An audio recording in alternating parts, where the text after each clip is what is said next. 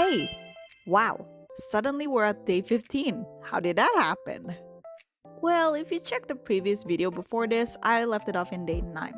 Since then, I wasn't able to work on my project because I was super busy completing studio work assignments. In case you needed a recap, I'm making a concept art project of my fantasy short film idea about a village suddenly overrun by undeads. And so the unlikely duo of cleric boy and butcher has to survive and escape as the last two villagers left. I've made a basic design for the boy, so now we're gonna move on and make the basic design for the butcher. Last time we left it at these thumbnails.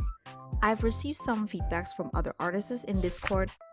The most prominent one that stuck to me would be to add more design elements. Basically, I have to determine more story for the butcher so the design can be pushed further. I ended up making this new thumbnail for the final design. Then I started designing the head and face first, cause they're the focal point. I want to make sure the butcher prioritizes efficient and convenient work, so he would tie his hair and beard. Finally, let's work on the rest of the body. I used one of Phil Barrosa's character design as reference for the body type, and then used an actual bull's leg to better proportion the satyr legs. For the accessories, I pushed the number of knives he should have on hand, again to increase productivity. So he has a different types of knives on his tool belt, a knife slot on his forearm, also a hook, maybe a hammer, as well as on his belt.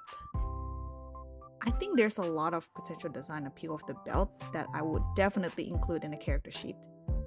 I ended up prioritizing the character's straightforward, responsible personality to push the design. I wanted to show his efficient and good work ethic that drove adult customers in, but can come off as intimidating for younger kids.